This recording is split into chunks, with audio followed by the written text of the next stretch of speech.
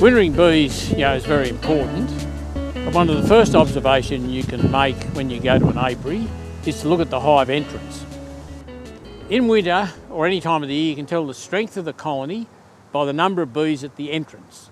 In the case of this colony, you can see that the bees are right across the whole entrance, which indicates that all the brood frames are probably covered with bees. So numerically inside this hive, there are a lot of bees by the activity at the entrance. You can also observe the amount of nectar going in and the amount of pollen going in by pollen on the bees' legs. In the case of this colony, compared to the previous colony, you can see there's hardly any bees out the front at all, just an odd one coming out, and this is a small entrance. The entrance is only that wide, so this would indicate there are not a lot of bees in this colony going into winter. In winter, it's extremely important that bees are kept in the sun. Certainly not in the shade. There's a disease called Nosema apis and Nosema cerani, and if bees are kept in the shade, the bees are more prone to that disease. It affects their intestine and they can't digest food properly, and the hive can quickly lose for bees in winter if it's in the shade. The other important things as far as hives go and the location is that the entrance should slope forward. So if you've got a level, if the entrance slopes forward, that's a big advantage, because if there's any water gets in the entrance and the entrance is jut out, if the hives slope backwards, water can get in there and it means the hive's damp all winter. So always have your entrances slightly sloped forward. The other important thing is at the entrance, the bees need free flight in. In this case, the hive's on a concrete stand, but not everyone's got concrete stands. The way to overcome that is to get a piece of core flute, and often old real estate signs are handy, and that lasts for 2 or 3 years, and you place that at the entrance like that. So that stops grass growing up the front of the entrance. You don't have to mow as close to it, and it's temperature neutral, so the bees can land on it. It's not going to get hot, it's not going to get cold. So that's well worth doing when you're sighting bees for winter or any time of the year. It's also equally important to have a strap on the hive. If you don't have a strap on the hive, it can get bumped over. In winter, and any time, you don't need to have the strap overly tight. As long as it holds the boxes together. So that's called an M-lock hive fastener. I just touch it with one finger, shut it. If I was going to shift the bees or move them, I'd have it a lot tighter. The wood moves during the winter or any time after rain, so you don't need the strap that tight. When you're going to inspect the hives for winter, it's important to put the strap at the front of the hive, like so, because you're not going to stand there.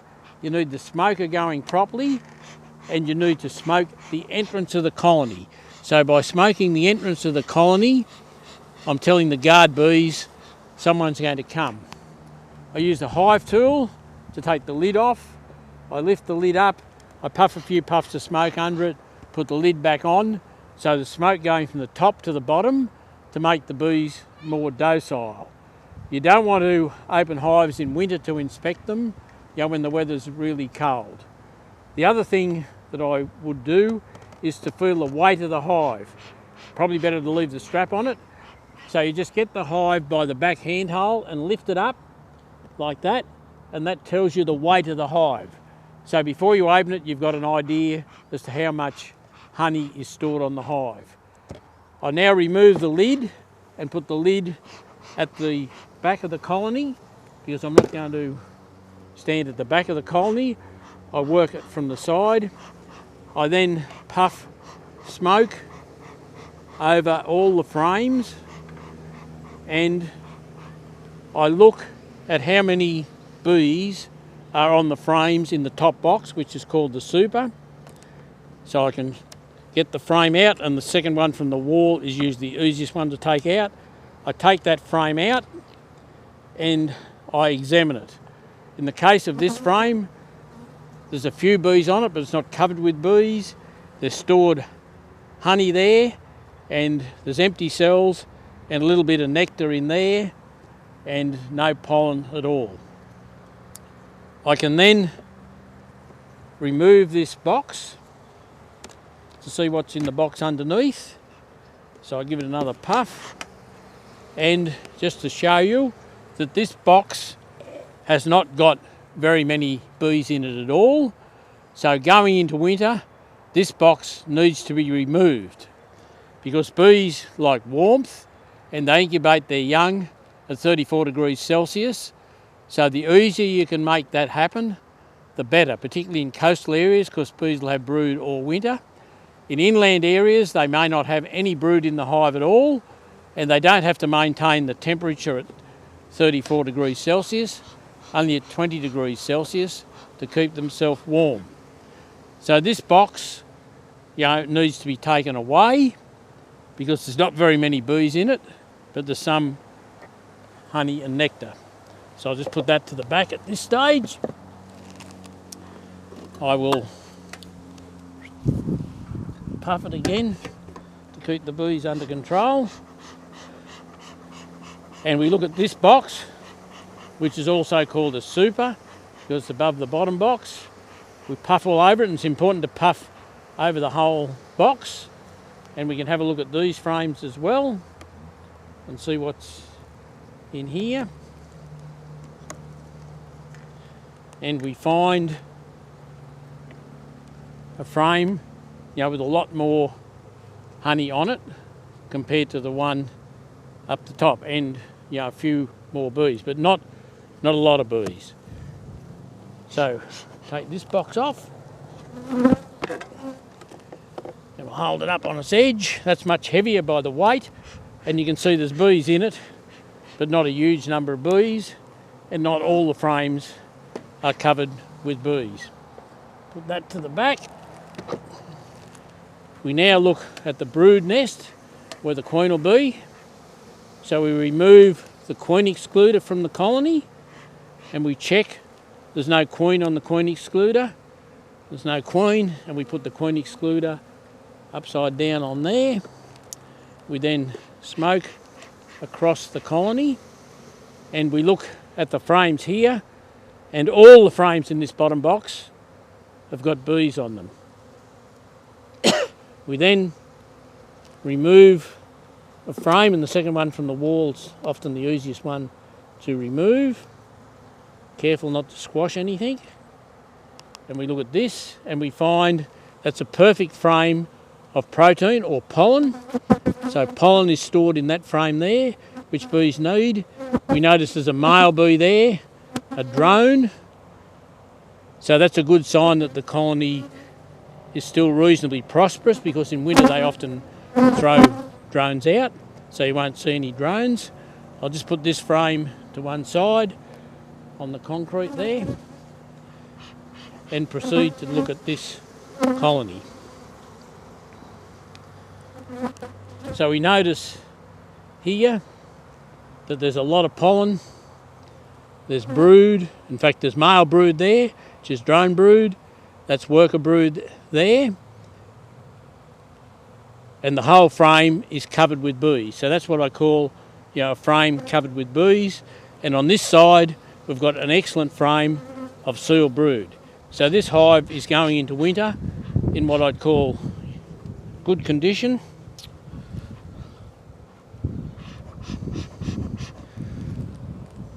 So I'll put that frame back in there and I'll look at the next frame, and we see it's also well covered with bees. So it's a good idea to do a brood inspection, because we know the queen's here because of the brood. So you've got to shake the bees off into the box, off the frame, so you can see most of the cells or all the cells, and check for any abnormal brood. So you need to do that this time of the year or going into winter for every brood frame, and check there's no disease. It's no good just doing one or two frames.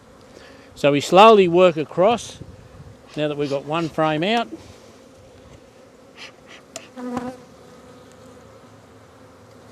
And I don't need to find the queen because I know the queen's here because there's brood present.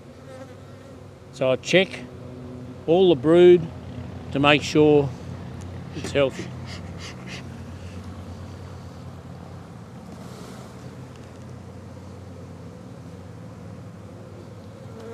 And I notice there's a lot of stored pollen.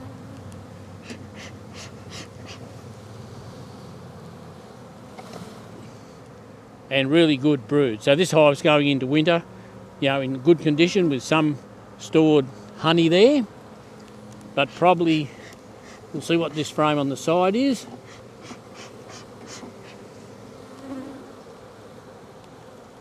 It's a frame of honey because I can feel the weight of it.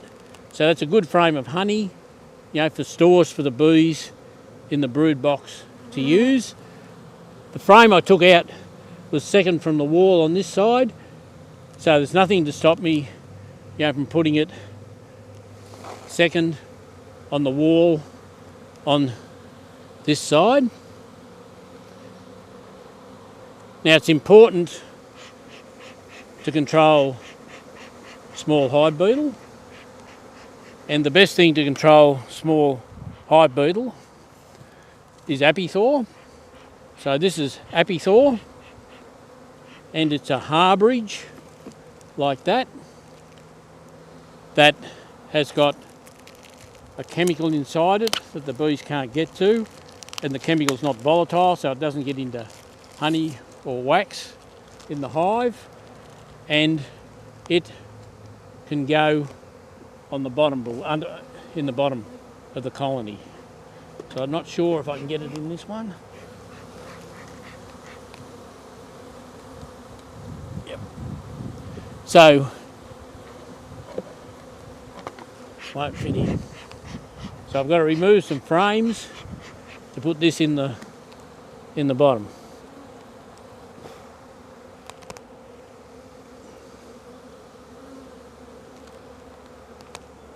So everything you do with bees you do deliberately, and you're very much unlikely to get stung. So that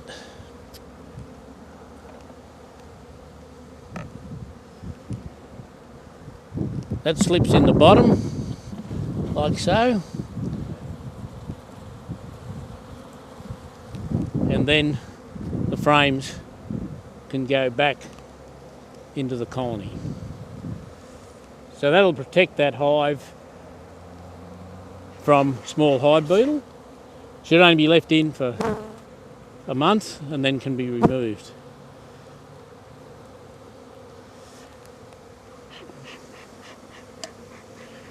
So having done that, I then put the queen excluder on.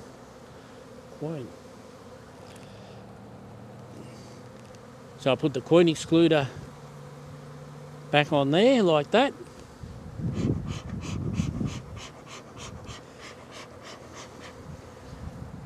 Now, because this hive is 3 boxes high and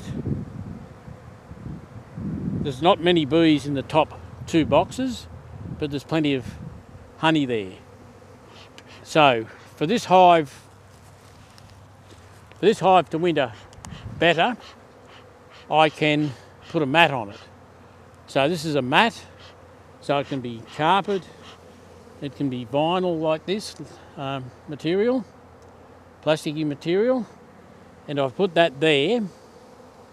That's going to have the effect of keeping this colony warm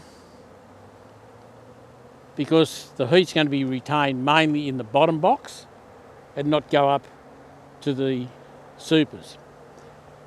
It's important that the bees get round the edge of the mat. So if the bees can get round the edge of the mat, they can still get up into the top boxes, and any honey that's up in the top box here, the bees get access to and can take it down to the bottom box or eat it. If this wasn't here, the whole hive has got to be kept warm. By having this here, it acts as a barrier and keeps the heat predominantly where the brood is As I mentioned before, 34 degrees is the brood temperature. So I can then put these boxes back on and leave the mat there. And in this case, because there was no bees in the top box, it needn't be there even though there was honey in it. So I can put this hive back as a double hive, and it would winter much better than if it was left as a 3-decker. Or alternatively, if I didn't want to take this top box off and I had a mat on the hive, I can leave that top box on and the bees will control any pests and parasites that may get into a box that's taken off. If a box is taken off, there's pests that can get into the combs, particularly wax moss, that can destroy the comb when the weather's a bit warmer, when the weather warms up, or even this time of the year. So it's quite acceptable to leave all your supers on your hive, but put a mat in. Now, if these frames were covered with bees, I would put the mat on the second box. So I'd pick it up from here, and I'd put it on the second box, like so, and put the super on the top. Now, if this time of the year there were 3 boxes of bees there, I could put the mat under the lid, just like that, and keep it like that, because all the frames were covered with bees. If the population declines, you can put the mat, down in the second box. There's no need to open hives in winter if you don't have to. So if you see good flight, you feel the weight of the hive, there's enough honey on it, you can just leave it and not open it up. But never open hives up on cold, windy days in winter, because it can do a lot of damage to the colony. I'll just mention one other thing. Take this box to bits again. So, if I had a hive that was only a single hive, which meant it didn't have a big population of worker bees on it, I could, what I call, wrap the hive. And this is commonly done on the tablelands and where areas are quite cold. So I get a mat like this, and if there's only bees on, say, 3 frames, I slide the mat down between the 3 frames, I fold it over like that, and push the edge down there. And these other frames, you've got no bees on them. So that's what we call wrapping. So it keeps these 3 frames here, nice and warm where the brood and the queen is, and the bees can still get access to these other frames if they had honey or something like that in. But that's only when you've got really weak hives. So that can mean the difference between a hive surviving or not surviving, because you're keeping the colony and the cluster warmer than it normally would be because of the size of the cavity.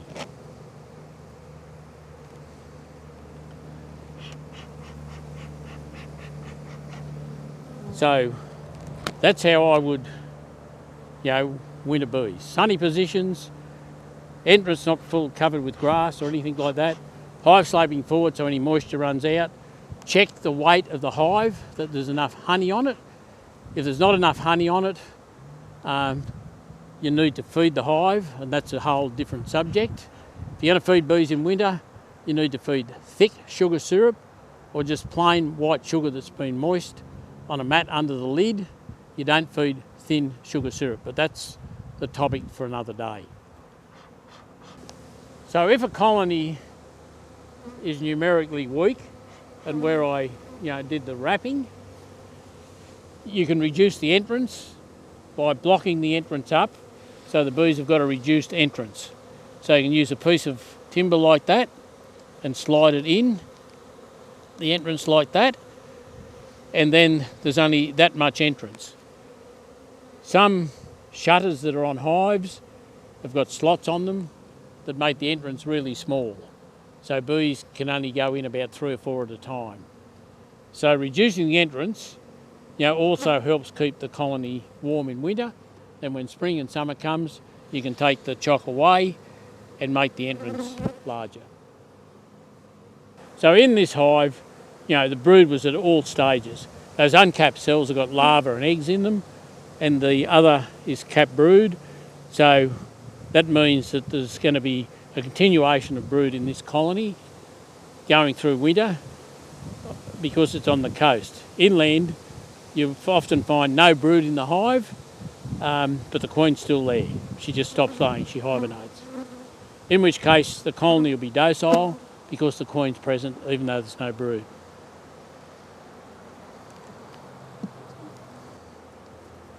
So now I'm putting the colony back together. It's important not to squash any bees, so you've got to be careful what you do.